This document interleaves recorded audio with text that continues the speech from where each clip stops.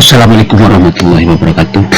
Maka pada minggu yang kedua ini kita berjumpa lagi dengan kuliah pengelolaan air pertanian dengan tema syarat-syarat air yang dapat digunakan untuk tanaman pertanian. Jadi kita juga menggunakan uji strip test ini bagaimana dan juga menurut peraturan pemerintah air ini untuk petani itu sampai golongan berapa. Biasanya adalah pada golongan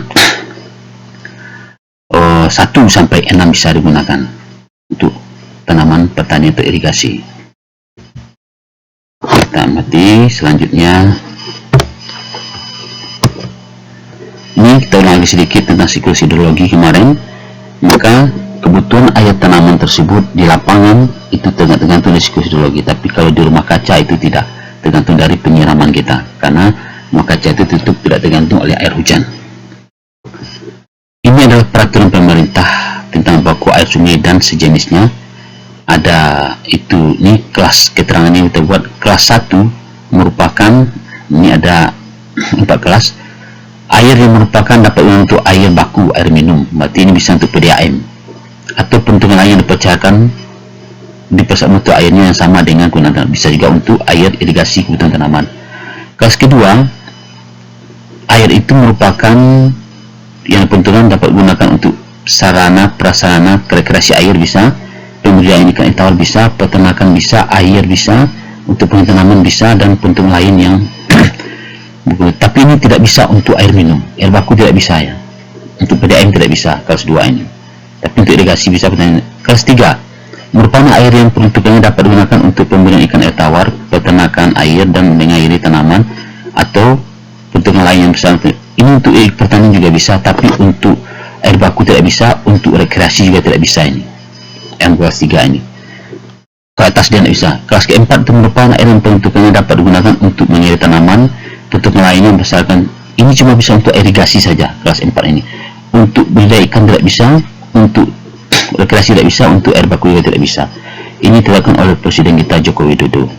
Ini dia kelasnya, kelas 1, kelas 2, kelas 3. Ini parameternya.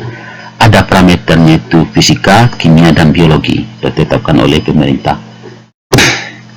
Ini adalah alat yang digunakan, ada pH meter, ada TDS meter, salah satu itu. Kemudian ini ada juga nanti EC dan TDS Shelter Step. Ini adalah kandungan yang digunakan untuk apa?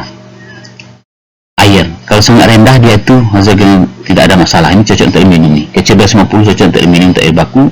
Medium ini dimake to self sensitive, ini tidak bisa untuk irigasi. Ini di atas 250 tidak bisa untuk irigasi karena dimake to self sensitive plant may accord. Jadi artinya tanaman nanti akan rusak.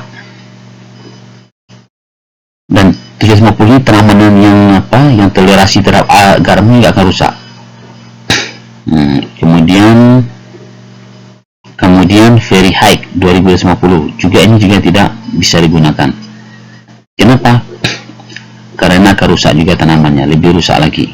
Jadi dia minta kecil dari 150 ppm TDS-nya atau SC-nya kecil dari 50. Itulah yang bagus untuk apa? Tapi sebagai nutrisi ini bisa nih. Sebagai nutrisi katanya bisa digunakan sampai di bawah 500. Di sesinya nih, untuk nutrisi bisa di bawah 500 karena untuk nutrisi tanaman hidroponik. Ini adalah syarat kimia yang terdapat kita tengok, banyak fisika itu dari nitrogen, total padat, fluoride, belerang, ada nikel 27, ada 48 parameter apabila kita ingin menganalisa seluruh. Tapi biasanya ini seluruh itu tidak dianalisa, yang mereka analisa yang mampu saja. Seperti air minum, mereka sebutnya 48 parameter ini.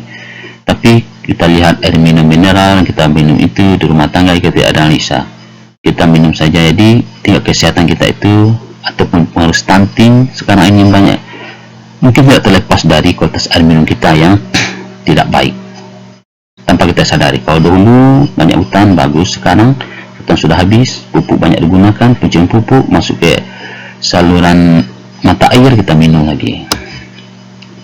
Ini juga sama, arsen, bau segala macam, kualitas air minum. Untuk irigasi juga ini salah satu alat yang kita gunakan untuk yang cepat, namanya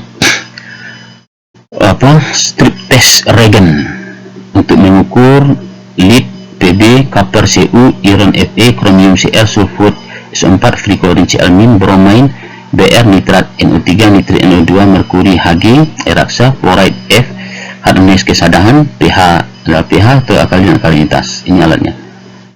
Cepat dan dapat kita pahami. Ini. Tadi setiap komponen sudah kita praktikkan kemarin, bagaimana caranya, dan saudara sudah bisa memutuskan, oh air ini cocok untuk air minum atau tidak. Saudara terkejut karena banyak air minum sebelah bawah itu tidak cocok untuk diminum lagi karena kandungan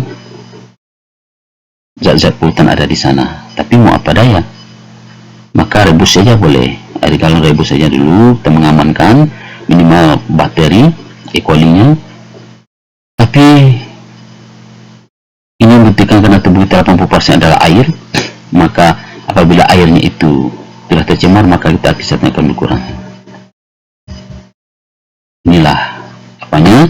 Assalamualaikum warahmatullahi wabarakatuh. Semoga bermanfaat kepada mahasiswa. Amin. Alhamdulillah.